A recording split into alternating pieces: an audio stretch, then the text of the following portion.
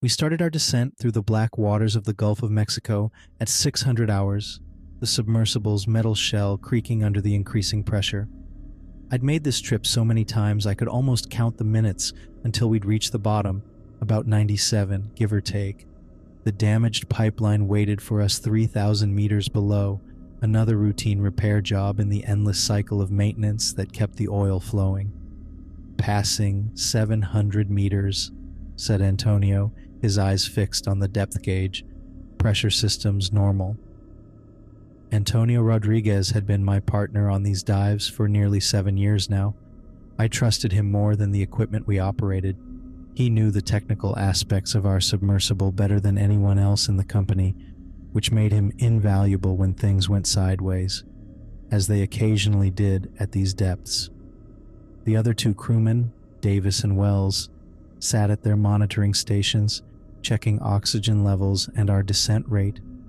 Both were competent enough, though neither had the experience Antonio and I shared. Davis was newer, only a year with the company, while Wells had been around for maybe 3.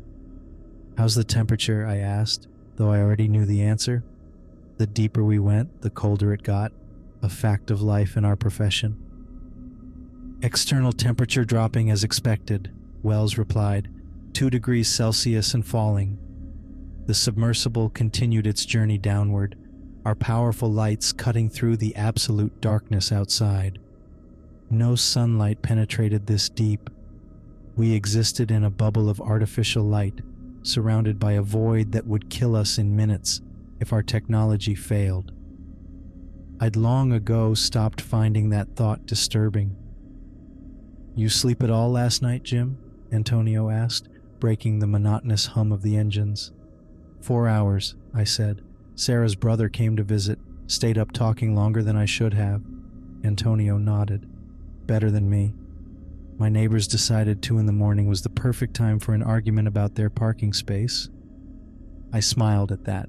The mundane problems of surface life always seemed trivial once we were down here. Our world narrowed to this metal capsule and the black water beyond. At 2,000 meters, Davis announced our approach to the work zone. 30 minutes to target depth. I began my pre-work routine, checking my equipment one final time. The specialized underwater welding gear was delicate despite its rugged appearance. One small malfunction could mean the difference between a successful repair and an emergency ascent.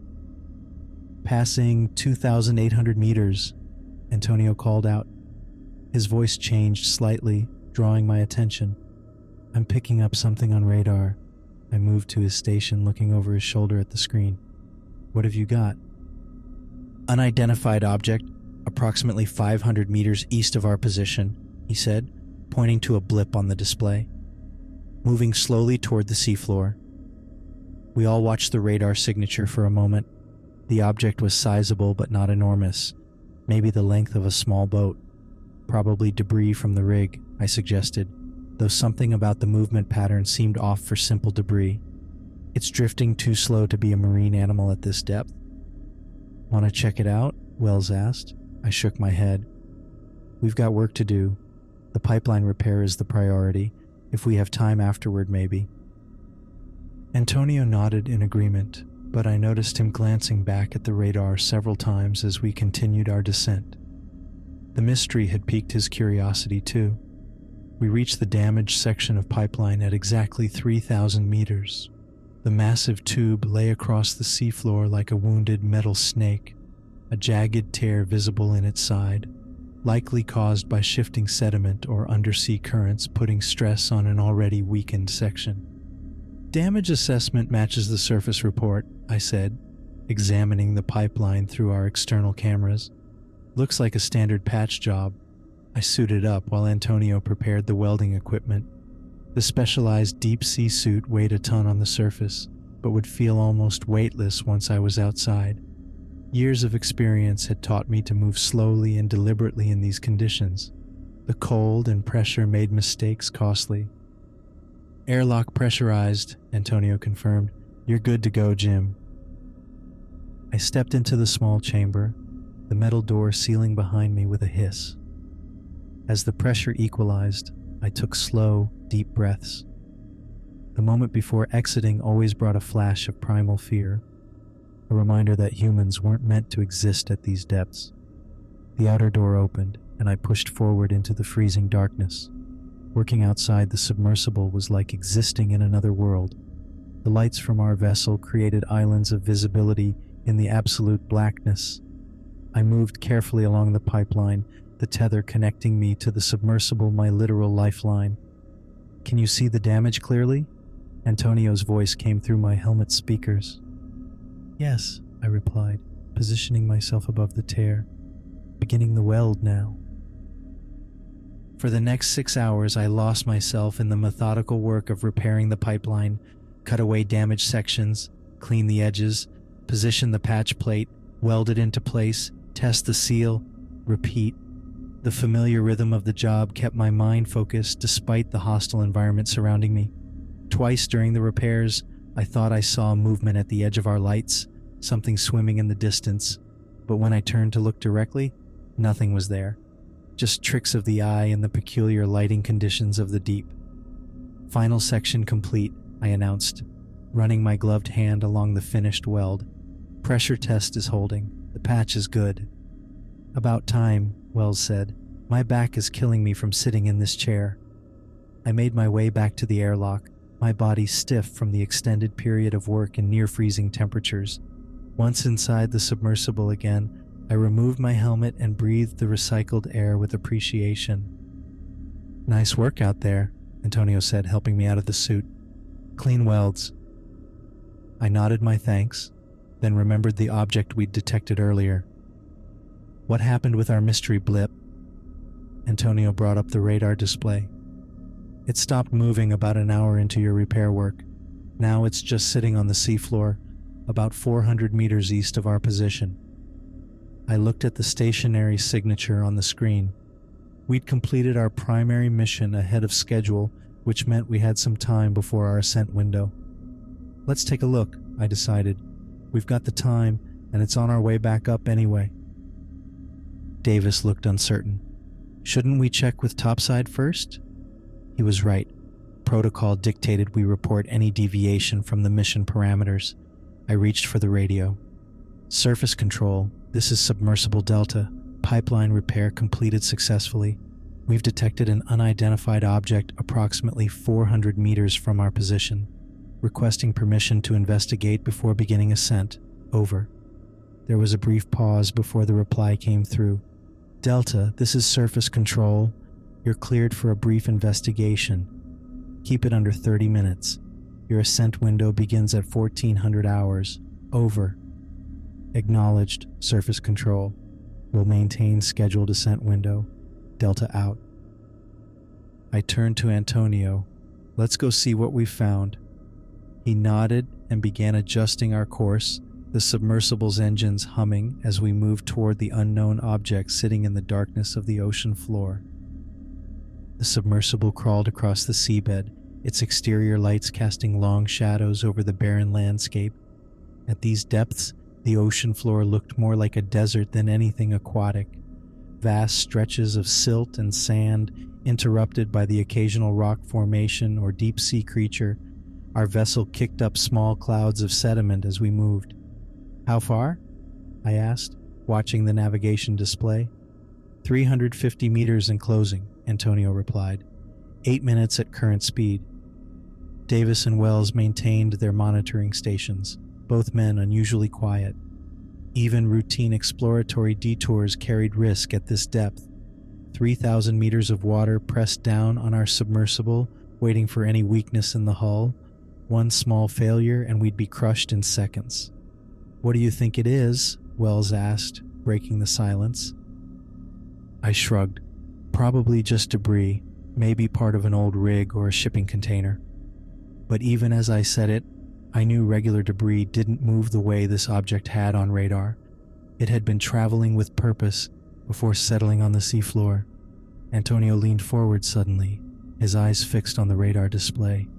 "Jim, we've got company." I moved to his station. "What is it?" "New signature just appeared behind us," he said, pointing to a massive blip on the screen. "Big one, about 100 meters long." trailing us by about a kilometer. Davis looked over our shoulders at the display. That can't be right. Nothing that size lives at these depths in the Gulf. Run a diagnostic, I ordered, though I knew Antonio kept our systems in perfect condition. Antonio tapped a few commands. Radar's working fine. That signature's real. What's it doing? I asked, staring at the large blip. Just following us, Antonio replied, maintaining distance. Every time we change direction slightly, it adjusts course to match. A chill ran through me that had nothing to do with the freezing temperatures outside our vessel. In 15 years of deep-sea work, I'd never encountered anything like this.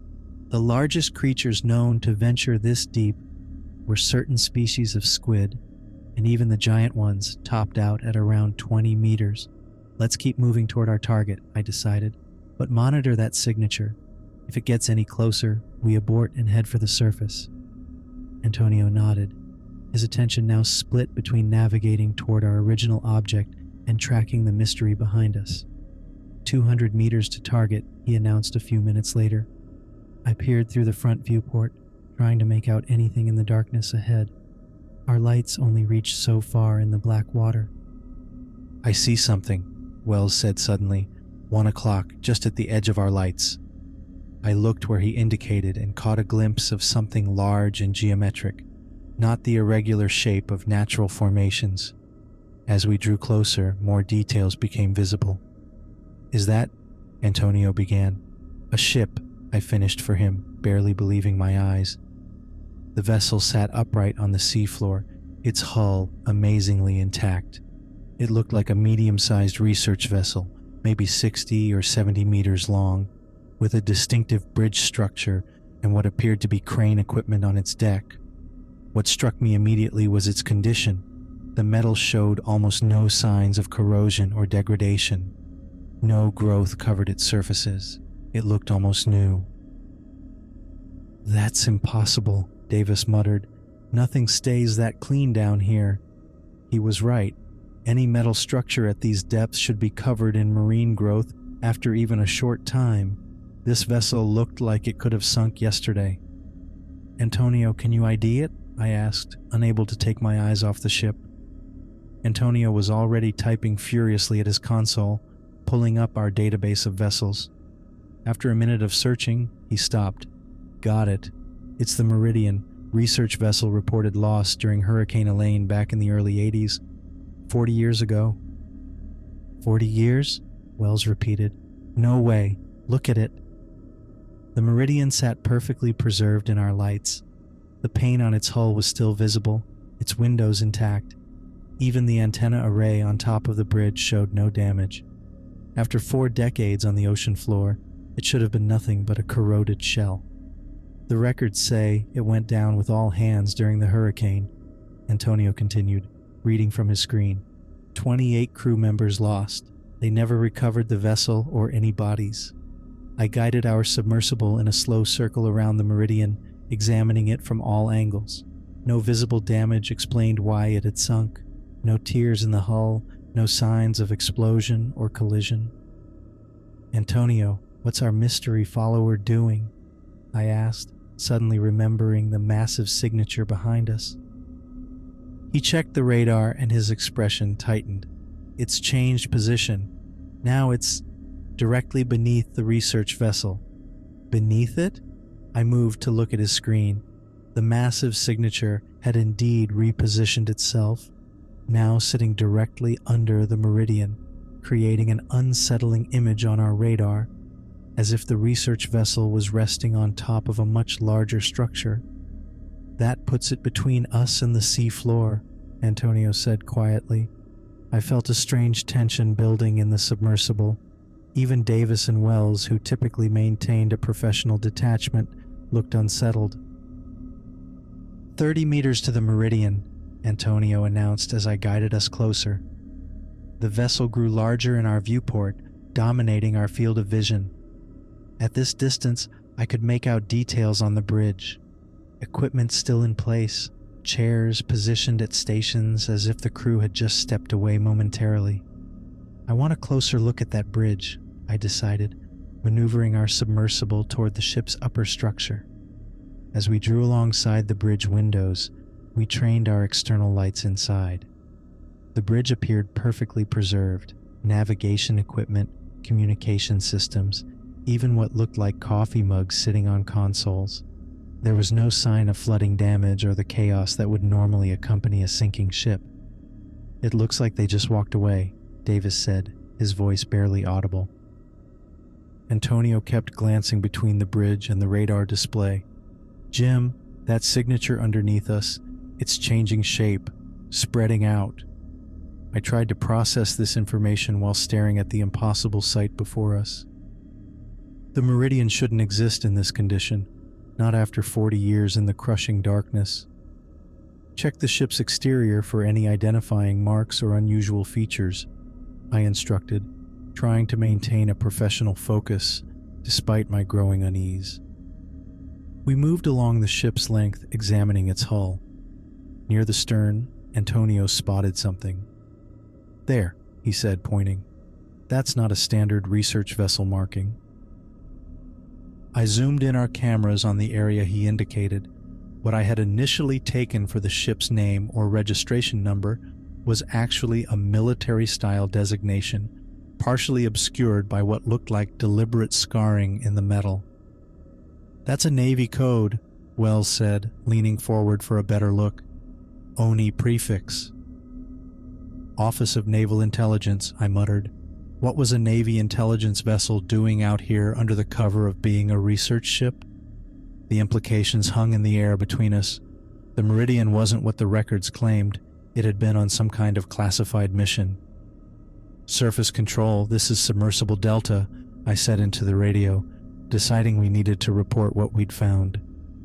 "We've identified the object as the research vessel Meridian, reported lost 40 years ago. The vessel appears to be in unusual condition given its time underwater. We're also tracking a large unidentified signature beneath the vessel. Requesting instructions. Over." Static answered me. I tried again with the same result. "Communications are down," Antonio confirmed after checking the systems. "Probably just the depth interfering with transmission." I checked my watch. "We've got 7 minutes left in our investigation window before we need to start our ascent." Antonio suddenly grabbed my arm, his eyes wide. "Jim, look at the radar." The massive signature beneath the Meridian was now extending outward in all directions like an unfolding fan or a blooming flower. The movement was slow but deliberate, spreading across the seafloor. "What the hell is that?" Davis whispered. I had no answer. Nothing in my years of deep-sea experience provided any explanation for what we were seeing, neither the perfectly preserved ship nor the massive changing entity beneath it. "We need to back off," I decided, already beginning to reverse our position. "Whatever's down there, I don't want to be near it when it decides to move." As I started to pull away from the Meridian, a flash of movement caught my eye through the bridge windows. Something shifting inside the supposedly abandoned vessel. I froze, staring at the darkened bridge. "Did you see that?" I asked, my voice tense. "See what?" Antonio asked, looking up from the radar. I pointed toward the bridge. I thought I saw movement inside. We all focused on the bridge windows, our external lights illuminating the interior. For several long seconds, nothing happened. Then a shadow passed behind one of the windows, distinctly human in shape. "Tell me you saw that," I said, my pulse quickening. "I saw it," Wells confirmed, his voice cracking slightly. "Someone's in there." "That's not possible," Antonio said. "No one could survive down here for 40 years. Yet the evidence was right in front of us." The shadow moved again, more deliberately this time, approaching one of the windows. I caught a glimpse of what looked like a uniform sleeve. "We need to leave." "Now," I said, pulling our submersible back from the Meridian. As we retreated, the radar showed the massive signature continuing to expand beneath the ship, now covering an area several hundred meters across. 5 minutes until we need to begin ascent," Antonio reminded me, his voice steady despite the tension. I nodded, increasing our reverse thrust. Whatever we had found, whatever was happening with the meridian and the entity beneath it, we were out of time to investigate further. As our submersible backed away, I kept my eyes fixed on the bridge of the mysterious vessel. Just before it faded from view in the darkness, I saw the shadow again, standing directly at the window, watching us leave. As our submersible backed away from the meridian, a violent shudder ran through the vessel. The control panels flickered once, twice, then everything went black. What the hell? I fumbled for the emergency switches, muscle memory guiding my hands in the pitch darkness.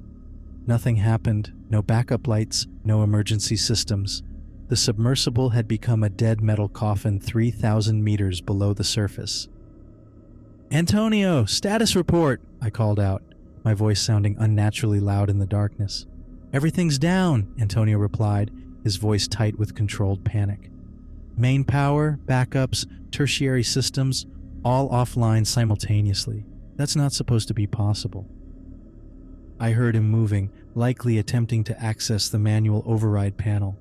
In the darkness, Davis and Wells remained silent, but their rapid breathing filled the small space. "Try the radio," I instructed, still working blindly at my own controls.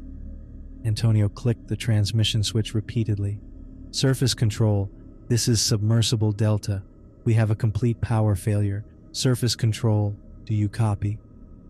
To our surprise, we heard voices through the radio speaker, not the clear, professional tones of surface control, but a chaotic jumble of panicked shouts.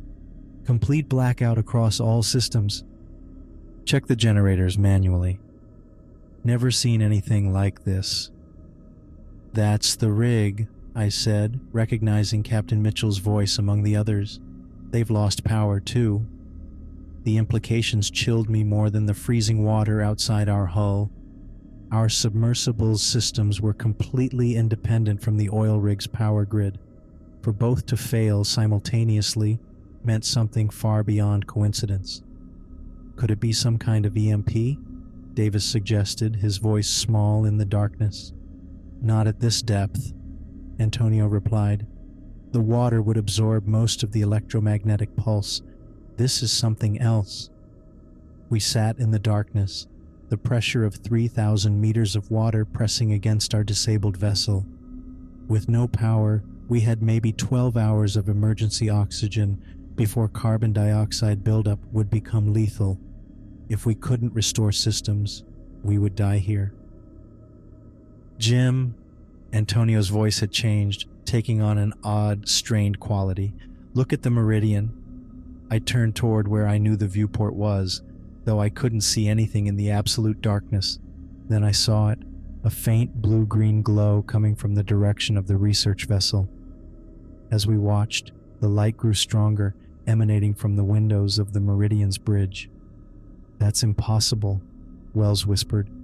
The glow intensified until it illuminated our submersible's interior with eerie underwater twilight. I pressed my face to the cold glass of the viewport, trying to make sense of what I was seeing. The bridge of the Meridian was now fully illuminated, the source of light seeming to come from within the vessel itself. Equipment that had appeared dormant minutes earlier now showed signs of power. Blinking lights on consoles, screens flickering with information. "It's powering up," Antonio said in disbelief. "How can a 40-year-old shipwreck just power up?" The glow strengthened, casting long shadows across the seafloor. In that unnatural light, I saw something move behind the bridge windows. The same human-shaped shadow we'd glimpsed earlier. This time, the figure made no attempt to hide. It stepped directly up to the main bridge window, fully visible now in the strange light. It was a man, or had been once. He wore what appeared to be an officer's naval uniform, complete with insignia and decorations. His posture was rigid, formal, as if standing at attention. But what seized my attention were his eyes. They glowed with an intense white light, like miniature searchlights scanning the darkness. "Oh God," Davis moaned from behind me. "What is that thing?" The figure stood motionless, staring directly at our submersible, directly at me. I couldn't look away. Those glowing eyes seemed to pierce through the water, through our viewport, through my skull. "He sees us," I said, my voice barely audible. As if in response to my words, the figure raised his right arm with deliberate slowness. His movements were fluid, yet somehow wrong, too smooth, too precise for human muscle and bone. His glowing eyes never left mine as his arm extended fully, index finger pointing downward with unmistakable intent. I followed the gesture, looking down beneath the meridian, where our radar had detected the massive spreading signature. What I saw defied everything I understood about the world. Sprawled across the ocean floor was a city, vast and ancient beyond comprehension. Massive structures rose from the seabed, their architecture unlike anything human minds had conceived.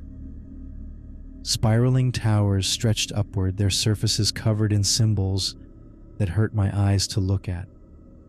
Vast domes connected by impossibly slender bridges. Pyramidal structures with steps too large for human legs. Colonnades that seemed to support the weight of the ocean itself, and it was all glowing with the same eerie light that emanated from the meridian. "Antonio," I whispered, unable to tear my eyes from the sight. "Are you seeing this?" "I see it," he replied, his voice hollow with shock. "The radar signature. It wasn't under the ship. The ship is sitting on top of a city," I finished. "An entire civilization." As we watched, rivers of luminescence began flowing through the ancient streets, living currents of light moving with purpose between the structures. They twisted and merged, separated and reformed, like conscious streams of energy navigating the ghostly metropolis. "Those can't be people," Wells said, his face pressed against the glass beside mine. "No, they weren't people. They weren't anything I had words to describe. They moved like liquid light given intelligence and purpose, flowing through the submerged ruins of their world. The city stretched beyond the range of our vision, disappearing into the abyssal darkness. How much of it was down there? Miles? Tens of miles? The scale was impossible to judge, but what we could see already dwarfed any human settlement. "This has been here all along," I said, the realization dawning on me. "Under the Gulf, under the shipping lanes and oil rigs and fishing boats, all this time?" The naval officer on the meridian continued to watch us, his glowing eyes fixed on our submersible, his arm still pointing toward the city below. Was he its guardian? Its prisoner? I couldn't begin to guess. One thing was clear: the meridian hadn't sunk by accident 40 years ago. It had found this place, and something had kept it here, preserved in impossible perfection as part of whatever secret lay beneath the waves. I stared at the vast alien structures, the flowing entities, the glowing officer who had once been human.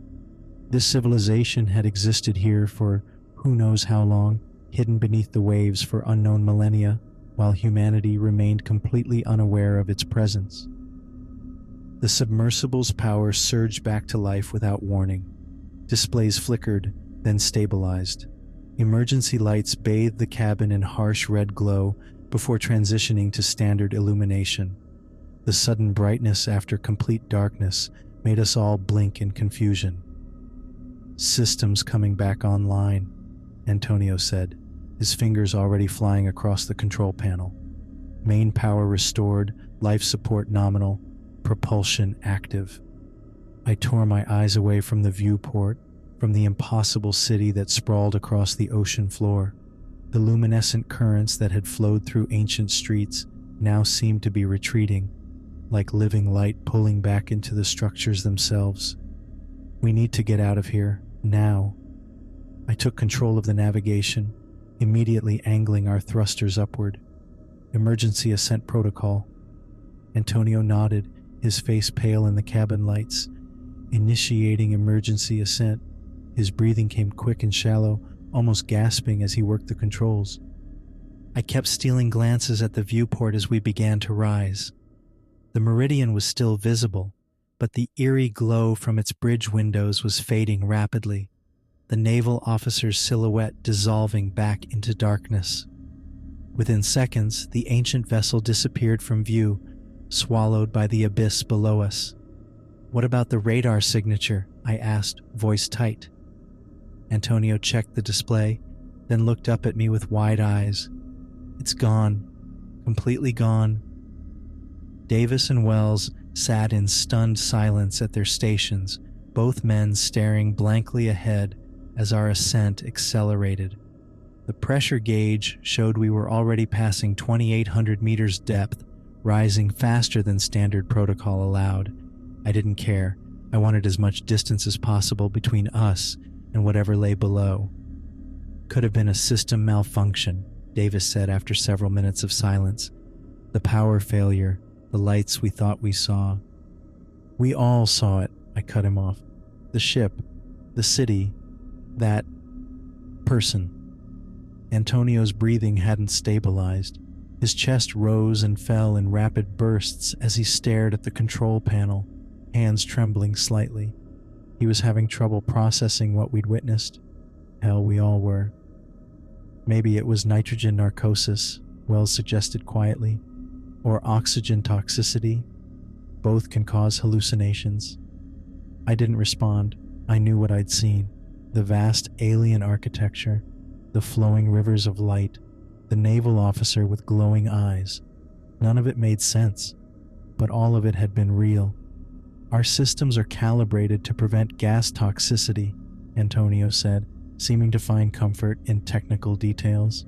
"And narcosis doesn't typically cause shared hallucinations." "Then what was it?" Wells asked. Nobody answered. The only sound was the hum of our engines pushing us toward the surface and the occasional ping of the depth gauge marking our progress. I watched the numbers climb. 2,500 meters, 2,000, 1,500. Each reading brought relief and distance from the city below, but did nothing to erase the images burned into my mind. That officer had looked directly at me. He had intended for me to see the city, but why?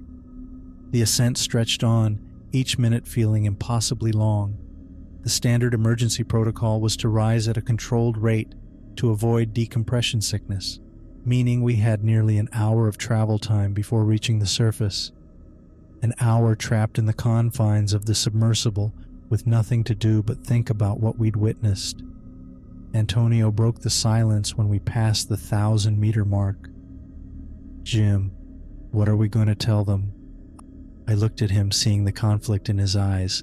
Antonio was a rational man, someone who believed in documentation and evidence, but we had no proof of what we'd seen. "The truth," I said firmly. "We tell them exactly what happened." Davis laughed, a short, humorless sound, and sound completely insane. "The power outage affected the rig too," I reminded him. "We heard them on the radio. Something caused both systems to fail simultaneously." "That still doesn't explain a 40-year-old shipwreck lighting up or an underwater city," Wells countered.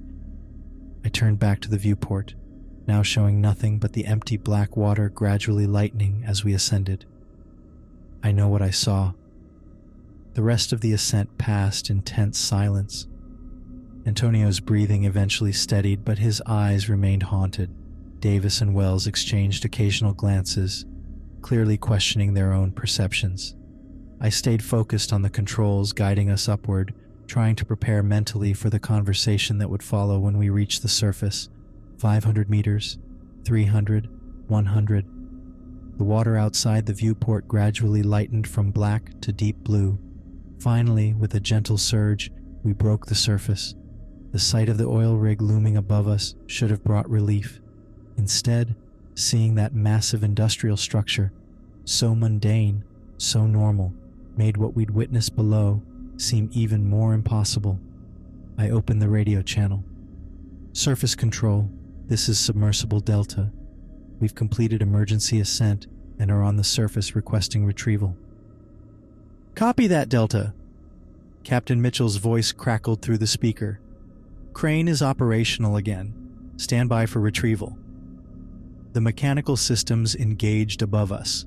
Giant hooks descended from the rig's underside to connect with our submersible's lifting points.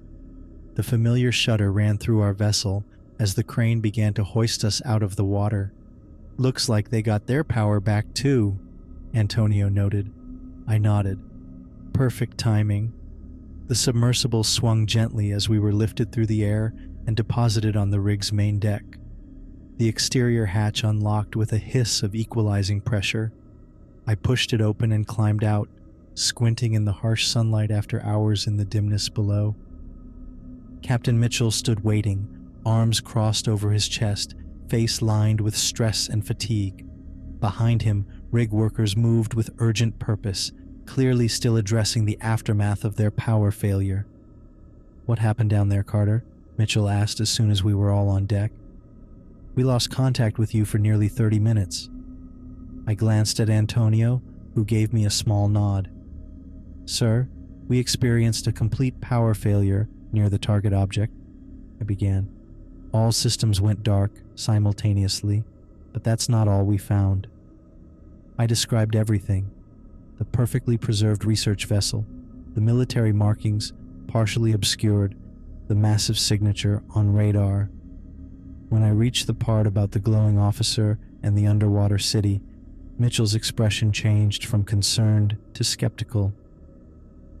"A city?" he repeated. "On the ocean floor of the Gulf of Mexico?" "Yes, sir," I continued, undeterred. "Massive structures, unlike any human architecture, and there were entities moving through it, like living light." Antonio stepped forward. "I saw it too, Captain. We all did." Mitchell sighed heavily, rubbing a hand across his weather-beaten face. "How long were you at maximum depth before the power failure?" "About 20 minutes, I answered, immediately seeing where this was headed. "And the oxygen mixture?" "Standard composition," Antonio replied, "all within safety parameters." Mitchell nodded knowingly. "Gentlemen, what you experienced is not uncommon at extreme depths.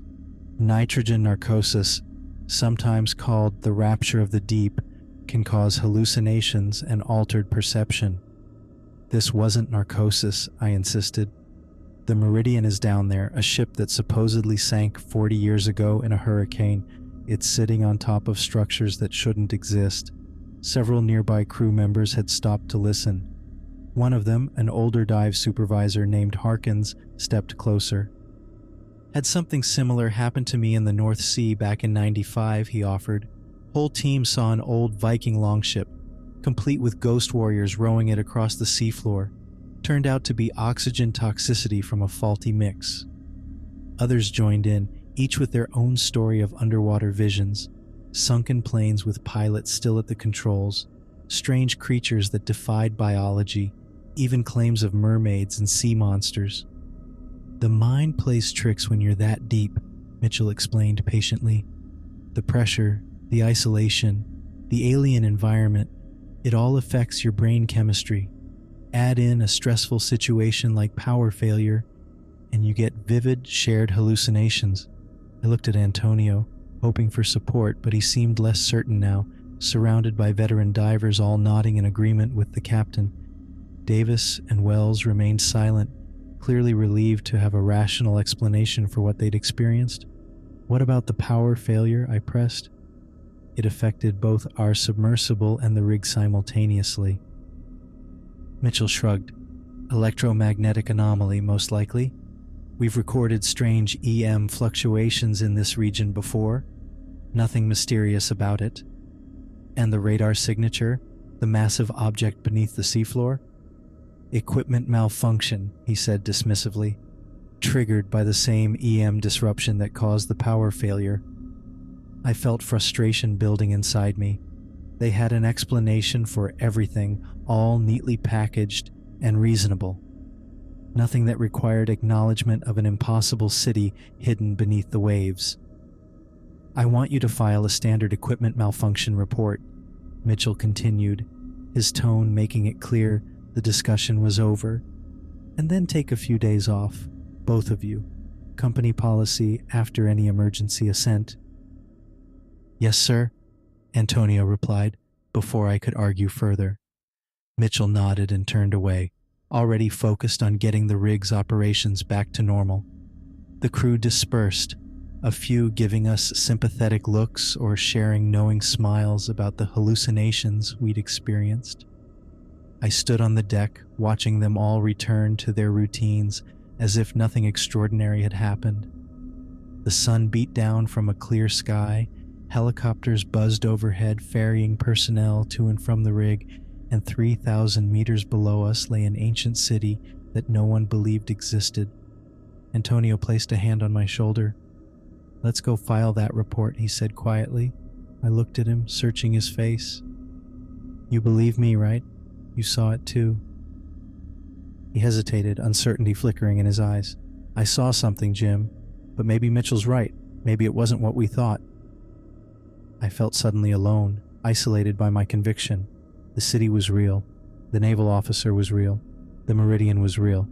I knew it with absolute certainty, even as everyone around me embraced more comfortable explanations. I followed Antonio toward the administrative section of the rig, my mind still filled with images of glowing structures rising from the ocean floor and the naval officer's eyes staring directly into mine. They could dismiss it as narcosis or hallucination all they wanted. I knew what I had seen, and I wouldn't forget it. The drive from the heliport to our apartment took nearly an hour in Houston's evening traffic. I sat behind the wheel, barely noticing the cars around me, my mind still filled with images of glowing structures and ancient ruins 3,000 meters below the Gulf. The dismissal from Mitchell and the others had hit harder than I expected. I knew what I had seen wasn't a hallucination, but having everyone, even Antonio, doubt me made me question myself. By the time I parked in our building's underground garage, exhaustion had settled deep in my bones. The emergency ascent, the debriefing, the helicopter ride back to shore, it all blurred together into a haze of fatigue and frustration. I took the elevator to our floor on autopilot, my duffel bag hanging from one shoulder. Sarah was at the kitchen counter when I walked in, chopping vegetables for dinner. She looked up with the smile that had always been my anchor, but it faded quickly when she saw my face. "Jim?" She set down her knife and wiped her hands on a towel. "What happened?" I dropped my bag by the door and crossed the room to her, not trusting myself to speak yet. She wrapped her arms around me and I held on tight, breathing in the familiar scent of her shampoo. For a moment, the solid reality of our kitchen, of Sarah, pushed back against the impossible things I'd witnessed. "You're scaring me," she said, pulling back to look at my face. "Was there an accident? Is Antonio okay?" "Antonio's fine. Everyone's fine." I moved to the refrigerator and pulled out a beer, needing something to do with my hands. Physically, anyway. Sarah watched me pop the cap off the bottle. "They gave you time off." It wasn't a question. In 15 years of marriage, she'd learned to read the signs. I only came home this early when something had gone wrong. 3 days, captain's orders." I took a long pull from the bottle. "Tell me." I sat at our kitchen table and Sarah joined me, pushing aside her half-prepared dinner. Where to begin? How to describe something that defied explanation? I started with the routine, the descent, the pipeline repair, then moved to the radar signature and our decision to investigate. As I described the Meridian sitting impossibly preserved on the ocean floor, Sarah listened without interruption, her green eyes never leaving my face. I told her about the military markings, the power failure that had affected both our submersible and the rig above, and finally, the naval officer with glowing eyes and the vast city sprawled beneath the ship. It was ancient, Sarah, not just old by human standards, ancient beyond comprehension. The architecture wasn't anything like what humans would build, and there were these currents of light moving through it, like they were alive. I expected skepticism, questions about oxygen levels or nitrogen narcosis, the same explanations Mitchell and the others had offered. Instead, Sarah's face had gone pale, her fingers tight around her water glass. "You said the ship was called the Meridian?" she asked, her voice strangely careful. "Yeah. Antonio found it in the database. Research vessel, supposedly lost in a hurricane 40 years ago with all hands." Sarah stood up abruptly, her chair scraping against the floor. Without a word, she walked out of the kitchen toward our home office. I sat there, confused by her reaction, until she returned carrying a worn manila folder. "I never thought," she shook her head. "I never imagined it would be relevant." She opened the folder on the table, spreading out yellowed newspaper clippings, photocopied documents, and what looked like official Navy memoranda. One headline caught my eye. "Research vessel lost in Hurricane Elaine, 28 presumed dead." "What is all this?" I asked, picking up the newspaper article. Sarah took a deep breath. "The Meridian wasn't a research vessel, Jim. At least, not primarily." I looked up from the clipping. "How do you know that?" "My father told me." Sarah sat down, her fingers brushing over the documents almost reverently. "Before he died." Her father had been a career Navy man, that much I knew, but Sarah rarely spoke about him or his work, and I'd never pressed her on it. Her parents had both passed before we met. "He worked in naval intelligence," she continued. "ONI, the Office of Naval Intelligence. The same markings you saw on the ship." I felt a chill that had nothing to do with the air conditioning. "Your father knew about the Meridian?" Sarah nodded. "He wasn't on the ship, thank God, but he was part of the program. The Meridian was conducting classified experiments in deep-sea warfare technology when it disappeared." She pulled out a document with heavy redactions, black lines obscuring most of the text. What remained visible was the heading, Project Abyssal, and fragments of sentences. Tactical advantage in deep ocean environments, and sonic disruption capability. "The hurricane story was a cover," Sarah said, her voice low as if someone might be listening. "There was no Hurricane Elaine that year. The military fabricated the entire story to hide what they were really doing out there." I tried to process what she was telling me. "You're saying the Navy has been covering this up for 40 years? Why? What happened to the ship?" "That's just it." Sarah spread her hands over the documents. "They don't know. According to my father, the Meridian went dark during a routine communication window. When search teams reached its last known coordinates, there was no trace of the vessel, no debris, no oil slick, nothing to indicate what happened. 28 crew members vanished without explanation. I thought of the pristine condition of the ship, the bridge that looked as if the crew had simply stepped away, and no one ever found it, until today." Sarah pulled out another document, this one showing what appeared to be a technical diagram of specialized equipment. They were testing something called a harmonic resonance generator. My father wouldn't explain exactly what it did. He probably didn't fully understand the science himself, but he said it was designed to create some kind of disruption in the water that could disable enemy submarines. "Sonic weapons," I murmured, thinking of the perfect preservation of the Meridian. Could sound waves somehow have created a preservation effect? It seemed impossible. "The project was permanently classified after the incident," Sarah continued. "All records sealed. My father only told me because he was dying and thought someone should know. He was haunted by it until the end, convinced that whatever happened to the Meridian wasn't an accident or equipment failure." I picked up a photograph showing a group of naval officers standing beside what I now recognized as the Meridian before its final mission. Their faces were serious, professional, men and women with no idea of what awaited them. "Did your father have any theories about what happened?" I asked. Sarah hesitated. "He believed they found something down there, something they weren't supposed to find. The city, the ancient, impossible city that we had seen sprawled across the ocean floor. Had the Meridian discovered it 40 years ago? Had they somehow awakened whatever lived there?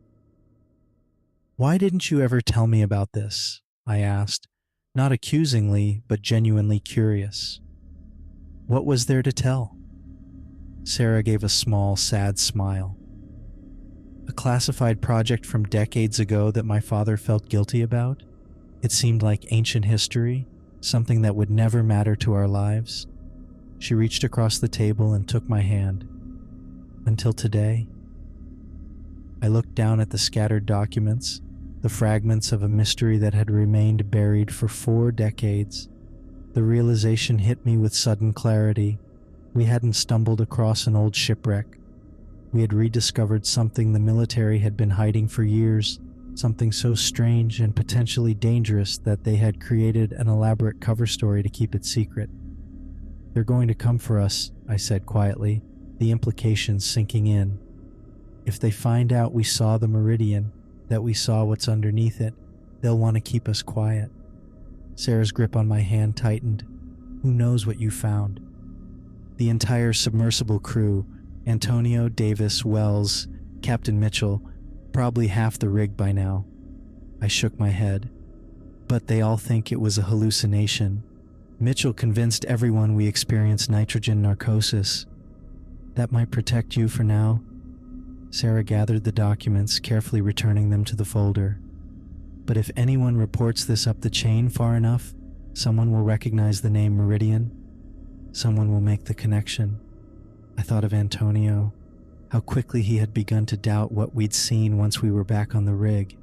Had that been self-preservation, or had he already been convinced it wasn't real? "We need to be careful," Sarah said, standing with the folder clutched against her chest. "Very careful about who we talk to and what we say." I nodded, suddenly aware of how exhausted I was. The adrenaline that had carried me through the day was finally wearing off, leaving me drained. But beneath the fatigue, a new determination was forming. Whatever lay beneath the gulf, whatever the Meridian had found, and whatever had happened to its crew, was still there. And now I knew it wasn't just an unexplained phenomenon. It was something the military had deliberately hidden from the world. "We need to find out more," I said, "about the project, about what they were really doing out there." Sarah looked at me with concern. "Jim, these are powerful people who went to great lengths to bury this. If they realize someone has found the Meridian..." She didn't need to finish the thought. We both understood what she meant. The military had fabricated an entire natural disaster to cover up the Meridian's disappearance. What would they do to protect that secret now? I realized we had stumbled upon something far more dangerous than a simple shipwreck. The military had been hiding the truth for decades. I sat at our kitchen table the next morning, coffee cooling in front of me as I spread out Sarah's father's documents. The yellowed papers and classified stamps seemed to mock me with their fragmented information. So much blacked out, so much hidden. My eyes burned from lack of sleep. The images of the underwater city and that naval officer with glowing eyes had chased me through fitful dreams all night. Sarah had gone to shower, leaving me alone with these ghosts from 40 years ago. I picked up the photograph of the Meridian's crew once more, studying their faces. Young men and women in crisp uniforms, standing proudly beside a ship that would become their tomb, or something stranger than a tomb, a prison, a preservation chamber. I couldn't find the right words for what the Meridian had become. The crew members smiled at the camera, unaware that in the depths below them lay an ancient civilization that defied human understanding. Had they discovered it too? Was that why they disappeared? I tried Antonio's number again. The call went straight to voicemail, just as it had the previous 4 times I'd tried since waking up. "Antonio, it's Jim again. Call me back as soon as you get this. It's important." I hung up, unease growing in my stomach. Antonio always answered his phone. Even on his days off, he kept it close, a habit from years of being on call for emergency dives. Sarah came into the kitchen, hair still damp from her shower. She saw the phone in my hand and raised an eyebrow. "Still nothing?" Voicemail. I set the phone down. He should have answered by now. She poured herself coffee and sat across from me. Maybe he's sleeping in. You said you were both exhausted. No, I shook my head. Something's wrong. Antonio checks his messages even when he's asleep. It's like a reflex for him. Sarah took a sip of her coffee, watching me over the rim of her mug. You're going over there, aren't you? I was already standing up.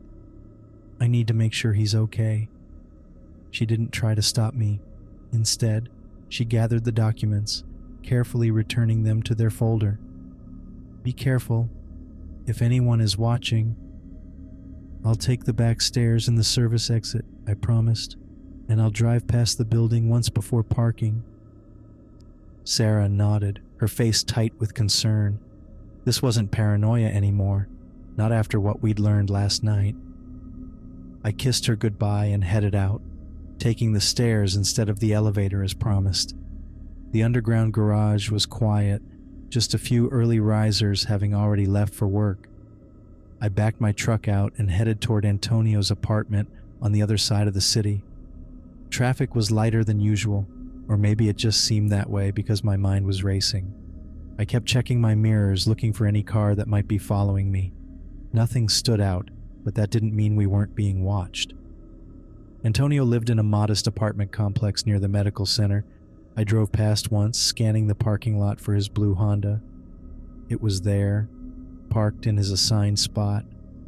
That should have been reassuring, but it only increased my unease. If his car was here and he wasn't answering his phone, I parked a block away and walked back, keeping my head down, just another person starting their day. The morning was already humid, typical Houston weather promising a sweltering afternoon. The complex was quiet, most residents already gone to work or still inside. I took the stairs to Antonio's third-floor unit and knocked on the door. No answer. I knocked again, louder this time. Antonio? It's Jim. Open up, man. The silence from within was absolute. I tried the handle. Locked, of course. I stepped back, considering my options. I could call the building manager, but that would draw attention. I could try to force the door, but that would definitely draw attention. A door opened behind me. Not Antonio's, but the neighbor's across the hall. An older woman peered out, curious but wary. You looking for Mr. Rodriguez? She asked. I turned, forcing a casual smile. Yes, ma'am. We work together. Have you seen him today? She stepped into the hallway, tightening the belt of her robe. Not since yesterday. But there were men here this morning early. They said they were friends of his. My skin went cold. Men? What kind of men? Suits, she said, her voice lowering. Very official looking. They knocked for a long time, then used a key. I thought maybe they were from your company. A key? They had a key to Antonio's apartment. Did they leave with him? I asked, trying to keep my voice steady. She shook her head. I don't think so. I didn't see anyone come out, but I left for my morning walk soon after. Is everything okay? I'm sure it's fine, I lied. Probably just a work thing. She didn't look convinced, but retreated into her apartment with a nod. As soon as her door closed, I went to the stairwell door at the end of the hall. It was propped open slightly with a small piece of cardboard, against building policy, but common practice for residents who wanted to avoid the long walk around to the main entrance. I slipped through and walked down one flight, then crossed to the other stairwell and came back up to Antonio's floor from the opposite end. The hallway was empty now. I moved quickly to his apartment and knelt by the door, pulling out my wallet. Inside was the spare key Antonio had given me years ago for emergencies. This counted as an emergency. I opened the door as quietly as possible and stepped inside, immediately closing it behind me. Antonio's apartment was meticulously neat as always. The living room spotless, kitchen clean. Nothing seemed out of place. Antonio? I called softly. The silence felt wrong. I moved through the living room toward the bedroom, noting small details. his work boots by the door where he always left them, his jacket hung neatly on the coat rack. His phone charger was plugged in beside the couch, but his phone wasn't connected. The bedroom door was partially open. I pushed it wider and looked inside. The bed was made, unusual for Antonio, who typically left it unmade on his days off. His work bag was missing from its usual spot by the dresser. I checked the bathroom, toothbrush still in its holder, shower dry, towels hung perfectly on the rack. It looked like Antonio had left willingly, taking a few things with him. But why wouldn't he answer his phone? And who were the men in suits? I returned to the living room and noticed Antonio's laptop on the coffee table. I opened it, hoping he hadn't changed his password since the last time he'd shared it with me. He hadn't. The screen unlocked to his desktop after I typed in his niece's birthday. The browser history had been wiped clean. I checked his email. Nothing in the inbox from today or yesterday. His documents folder contained work files, personal photos, nothing unusual. But when I looked at the recently accessed files, I found something odd. A folder named Meridian Research had been opened at 5:17 that morning. I clicked on it, but the folder was empty. Someone had accessed Antonio's laptop and either taken or deleted whatever he'd found about the Meridian. I shut down the computer, my heart pounding. This wasn't paranoia. This was happening. I made one final check of the apartment and found nothing else unusual. As I prepared to leave, I noticed a small notepad by the phone in the kitchen. The top page was blank, but there were indentations from whatever had been written on the previous page. I grabbed a pencil from a cup by the refrigerator and lightly shaded across the paper. Numbers appeared, not a phone number, but coordinates. Below them, 2 words, "Found it." I tore off the page and pocketed it, then left the apartment, locking the door behind me. As I walked back to my truck, I fought to keep my pace normal, my expression neutral. Inside, I was screaming. They had taken Antonio. They had come for him just hours after we'd returned from the Gulf, and they had taken whatever research he'd done on the Meridian. I drove home faster than I should have, checking my mirrors constantly. No obvious tail, but that didn't mean much. These people, whoever they were, clearly knew what they were doing. I parked in our building's garage and took the stairs 2 at a time, bursting into our apartment out of breath. Sarah was in the living room, her face pale, the phone clutched in her hand. "Jim," she said, her voice trembling. "Thank God you're back." "What happened?" I crossed the room to her. "What's wrong?" "Someone called." She put the phone down carefully, as if it might bite her. "A man. He didn't identify himself." "What did he say?" Sarah looked up at me, fear evident in her eyes. "He said, 'Tell your husband to forget what he saw. The Meridian doesn't exist. The city doesn't exist. If he values your safety, he'll never mention either again.'" The threat hung in the air between us. Sarah stood and moved to the window, checking the street below. "I can't reach Antonio," I told her. "I went to his apartment. He's gone. Men in suits were there this morning with a key. They took his research on the Meridian." Sarah turned to me, decision hardening her features. "We need to leave, now." She was already moving, pulling a suitcase from the hall closet. "Pack only what you need. Clothes, toiletries, essential documents." "Sarah, wait. No." She cut me off. "My father warned me about this, Jim. He said if anyone ever came asking about the Meridian, I should run. Not hide, run." I followed her into our bedroom, where she was already pulling clothes from the dresser. "Your father had a plan? Where are we supposed to go?" "Away from the coast first." She threw jeans and shirts into the suitcase. "Then north. I have contacts, people my father trusted, old military friends who weren't part of the cover-up." I grabbed my own bag and began packing mechanically, my mind racing. "How deep does this go, Sarah? Who are these people?" "I don't know exactly." She paused, hands full of folded shirts. but my father called them the Watchers. He said they existed outside normal military hierarchy, a special division created specifically to monitor and contain certain discoveries. Like an underwater city that shouldn't exist. Exactly. She resumed packing. They operate with essentially unlimited authority, no oversight, no accountability.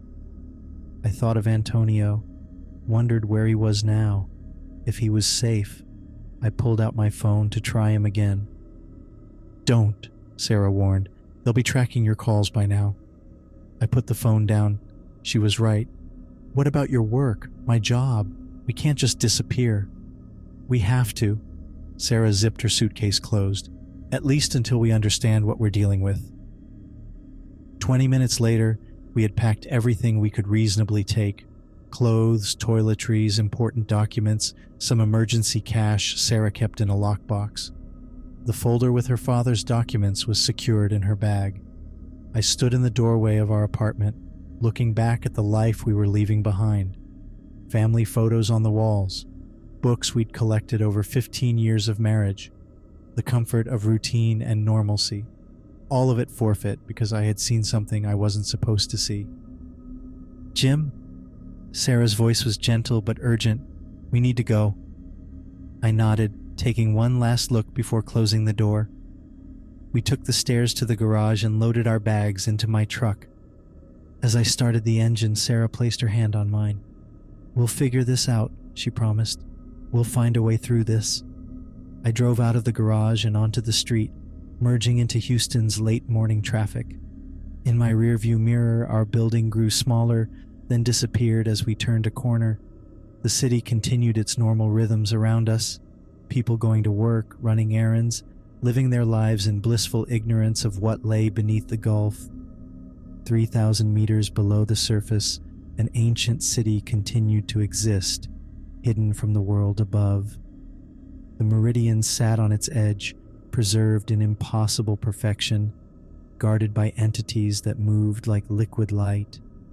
And somewhere in the human world, powerful forces worked to ensure that no one ever learned the truth. As we left Houston behind, I realized that some secrets were too dangerous for humanity to know, and there were forces, both human and otherwise, determined to keep those secrets buried in the abyssal depths forever.